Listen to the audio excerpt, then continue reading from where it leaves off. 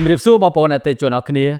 វីដេអូថ្ងៃនេះគឺយើងមកមើលជាមួយនឹងរថយន្ត Mitsubishi Triton 2024មួយគ្រឿងនេះម្ដងបងប្អូនតើរថយន្ត Mitsubishi មួយគ្រឿងនេះម្ចាស់រថយន្តគាត់បានផ្លាស់ប្ដូរនិងបន្ថែមអីខ្លះទៅលើតួរថយន្តសម្រាប់រថយន្ត Triton មួយគ្រឿងនេះគឺអតិថិជនគាត់បានអញ្ជើញមកធ្វើការផ្លាស់ប្ដូរជាមួយនឹងប៉ាណាផ្នែកខាងមុខមកពាក់បន្ថែមជាមួយនឹង hot cover ដែលនៅលើគម្របម៉ាស៊ីន body ចំហៀងបន្ទះ cover បិទនៅលើទ្វារឃ្លុបផ្នែកខាងក្រោយពីគេដាក់នៅខាងលើដបូលនិង spot បាននៅលើទ្រុងផ្នែកខាងក្រោយតើយើងទៅមើលគៀបន្តិចសម្រាប់ Triton មួយគ្រឿងនេះនៅពេលដែលផ្លាស់ប្ដូរជាមួយនឹងប៉ាណានេះហើយបងប្អូនគឺប្លែកមែនទែនហើយសម្រាប់ប៉ាណាមួយឈុតនេះគឺវាមានមកជាមួយនឹងភ្លើង LED ចំនួន3គ្រាប់មកជាមួយស្រាប់តែម្ដងហើយនៅលើសំណាញ់ឆ្នោតដែលមាននៅលើប៉ាណាហ្នឹងគឺវាមានឡាយជាមួយនឹងពណ៌ចំនួន2ឆ្នោតបន្ថែមទៀតគឺធ្វើឲ្យប៉ាណាហ្នឹងកាន់តែប្លែកមួយកម្រិតទៀតហើយបងប្អូនហើយនេះនៅលើឡានពណ៌សបងចុះបើនៅលើឡានពណ៌ខ្មៅវិញបងប្អូនសាកសម័យមើលតើវាស្អាតប៉ុណ្ណាហើយសម្រាប់នៅលើគម្របម៉ាស៊ីននេះគឺអតិថិជនគាត់បន្ថែមជាមួយនឹង hot cover ហើយ hot cover នៅលើគម្របម៉ាស៊ីននេះក៏មិនធម្មតាដែរបងប្អូនការ design មកគឺមានភាពទាក់ទាញតែម្ដងចំពោះការ design របស់វាគឺមានបន្ថែមជាមួយនឹងសំណាញ់ដែកនៅផ្នែកខាងមុខដែលវាប្រៀបដូចជាដំបូលដែលមានតាក់បូអញ្ចឹងបងប្អូនហើយនៅផ្នែកខាងលើគឺមាន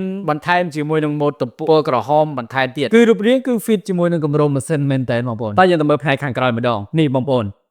បាទនៅលើទ្វារឃ្លុបក្រោយរថយន្តរបស់បងប្អូនវាមើលទៅវាធម្មតាពេកវាស្រឡះពេកអញ្ចឹងបងប្អូនអាចបិទបន្ថែមជាមួយនឹងបន្ទះនេះបានបងប្អូនគឺដឹងតែស្អាតហើយបងប្អូនហើយចំណែកនៅផ្នែកចំហៀងវិញបើបងប្អូនអត់ស្រឡាញ់ជាមួយនឹងតែនទេគឺយើងមានជាមួយនឹងប្រភេទបន្ទះជ័រសម្រាប់បិទជំនួសបានណាបងប្អូនហើយនៅលើផ្នែកត្រង់ខាងក្រោយវិញ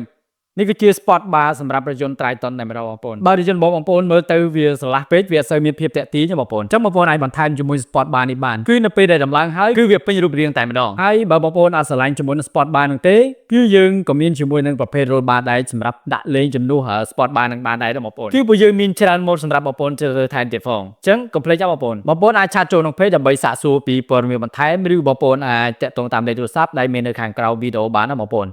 សូមអរគុណ